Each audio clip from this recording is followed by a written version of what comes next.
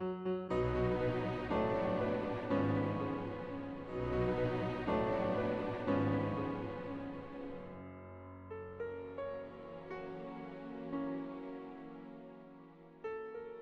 história começa com uma encomenda do coordenador do núcleo audiovisual. Ele falou: Marco, vamos pensar em alguma coisa para fazer uns efeitozinhos com os alunos, mostrando como é que o boneco interage, como a gente pode editar. A gente utilizaria o Dragon Frame, que é um software profissional para stop motion. Aprenderia, aplicaria isso na prática através desse processo. Aí rolou a ideia, mas isso não aconteceu muito de uma hora para outra. Um belo dia eu estava dando uma aula e uma aluna estava distribuindo alguma coisa na sala. Eu achei interessante aquilo e tal. E ela veio no final e falou: professor, o senhor quer um docinho?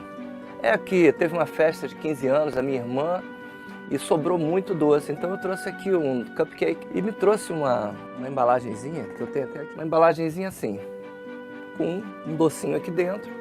Essa embalagenzinha, quando eu olhei o design dela, eu falei assim: opa, isso pode sugerir algo. E a partir daí a cabeça começa, né, a girar em função desse objetozinho com aquele cakezinho dentro. Saí da aula, comecei a escrever um argumento, cupcake, e a história começou a fluir a partir daí. Quando eu escrevi o argumento, eu achei que tinha potencialidade para virar uma história realizável. Comecei a formatar uma escaleta, que é um roteiro inicial para a ideia. E aí a escaleta foi produzida. Em seguida foi feito um storyboard e um animatic que serviram como um guia para toda a produção do curta. Seria uma história cíclica, curtinha, rápida de fazer, alguns poucos efeitos e tal, estaria pronto a história. A história é um personagem que entra numa loja de doce e esse personagem passa por um cupcake que ele nem percebe no início e ele vai para um balcão muito bonito onde os doces estão ali. Pensei naquela pegada meio inglesa, aquela luz morna. Depois que ele vê esses doces, ele é atraído por um cheiro, um aroma, e aí ele vai atrás desse aroma. Ele acha que vai abrir o cake, não consegue, se esforça, se cansa. Depois o cake abre automaticamente, ele volta. E aí existe uma batalha, quando ele vai abrir, cortar o cake, existe uma batalha, o cake se transforma num monstro, o Cake Monster.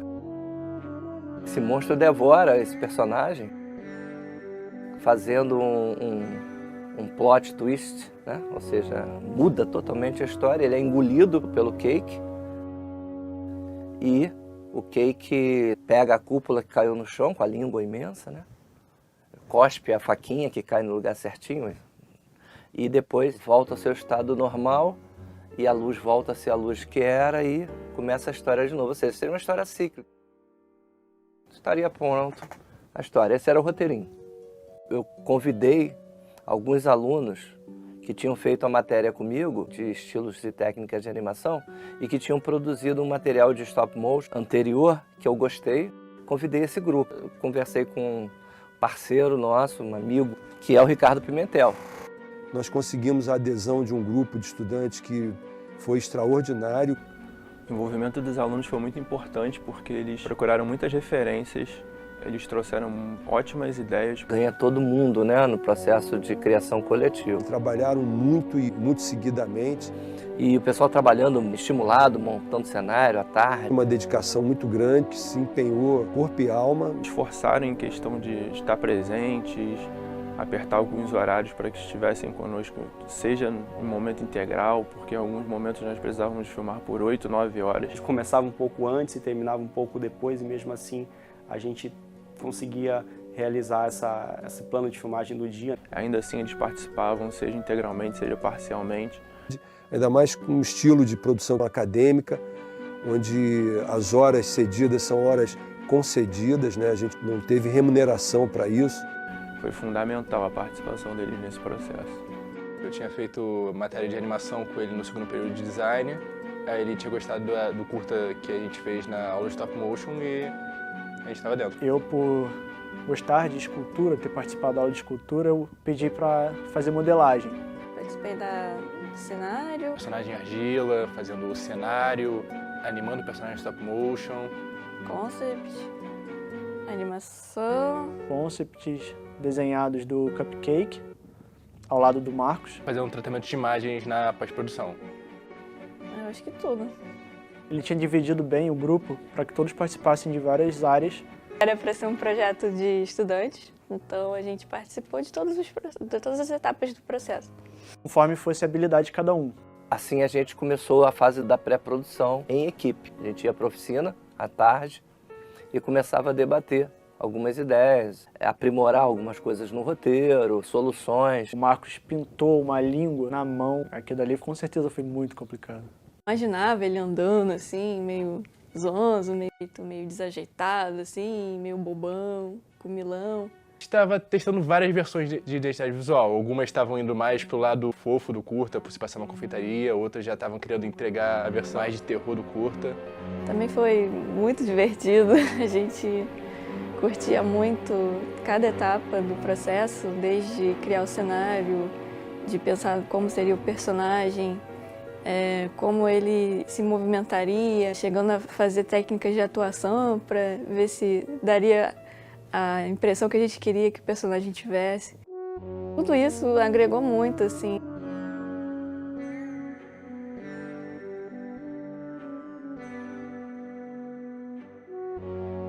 E começamos a fazer os testes em cima do concept que eu tinha feito. Aí começamos a meter a mão na massa. Você tinha que movimentar com o mínimo de cuidado para não estragar a mão dele ou amassar um dedo. Foi divertido a gente imaginar como seria o Abaporu, né? Que é o nome do boneco que a gente nomeou. Abaporu porque a gente pensou, poxa, tem aquele quadro da Tarsila do Amaral que tem um pé enorme. O Abaporu tava com um pé enorme. A gente, pô, vamos botar o nome de Abaporu.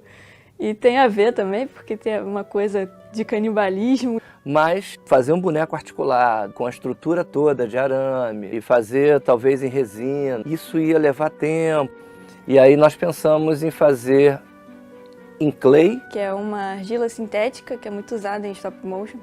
E teve um grupo de alunos que paralelamente começou a desenhar os props, os objetos de cena também, né? Biscuit, usou guache para modelar e guache para pintar, tinta plástica e usamos verniz para dar aquela cauda. Então os doces ficaram lindos, um balcão para os doces. Esse já tinha um estilo mais cartoon, meio fora de padrão, meio fora de ângulo, feito com balsa e acetato, bem estilo Tim Burton. A parede teria que ter um padrão em inglês para lembrar aquelas lojas de chá. A gente estava apostando muito na criatividade e no baixo custo. Se eu não me engano, nós gastamos R$300 para montar o cenário todo.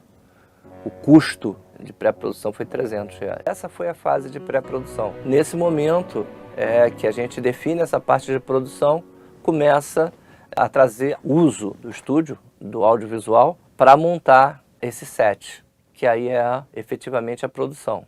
Já no set começa aquelas outras preocupações, testes de iluminação, equipamento, próprio software. Os problemas que surgiam nós fomos solucionando à medida que eles aconteciam. Foi desafiador, mas foi gratificante ver o resultado final. É muito artesanal, você tem que ajustar muito delicadamente, qualquer passo equivocado você vai fazer algo errado que vai refletir lá na frente. Para quem gosta de audiovisual, o nosso departamento é uma autêntica Disneylândia, porque é muito bem equipado. É muito importante e válido fazer bom uso do que a faculdade oferece. Não foi linear, foi não linear, a gente produzia, voltava, mas as coisas foram acontecendo e a gente foi entendendo o andamento do processo. Foi bem legal isso.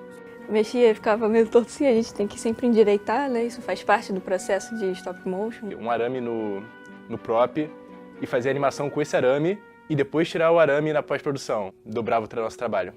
Estar trabalhando com um processo muito minucioso, muito detalhista. Qualidade que a gente precisava, utilizando os recursos do Dragon Frame. O uso do Dragon Frame para esse tipo de produção é essencial para que você tenha uma boa qualidade final. É muito focado na parte da produção. O software tem algo muito interessante que você manipula as fotos do que você fotografou e do que você vai fotografar. Enquanto você está produzindo o filme, ele tem uma interface que permite você trabalhar de forma muito intuitiva e muito clara. Eu achei a interface dele super tranquila de usar, apesar dele ter muitas funcionalidades. E como você pode trabalhar de forma mais rápida numa diária. Ele ajuda muito. Ter essa ferramenta à disposição facilita enormemente o trabalho de captura. A gente tem tipo um tecladinho que você consegue fotografar e isso faz com que você não precise ter que ficar na câmera para disparar. Tirar as fotos, fazer um ajuste no ISO, que o próprio software faz pela câmera. Montar foto por foto, editar foto por foto. Se no curta tinha 5 minutos, já tinha mais de 500 fotos. Porque senão seria uma produção de 1 ano, 2 anos. Inviável isso. A gente sempre pensou em trabalhar entre 8 e 12 quadros. É uma animação stop motion dura, mas era o que a gente queria só para testar o software. E depois a gente ia interpolar isso para suavizar um pouco mais a animação. A gente fica sempre pensando, quando tem contato com um produto de alta tecnologia, como é que as pessoas viviam sem ele antes. Os blockbusters que a gente vê do próprio Tim Burton, né, Noiva Cadáver, e outros utilizam sempre o Dragon Frame por ser um software específico para stop motion. O grosso da animação é a stop motion, a técnica, mas a gente também teve que fazer uma boa parte em animação digital, ou seja, a gente manipulou todos os frames, os quadros, as fotos, para retirar os arames, né?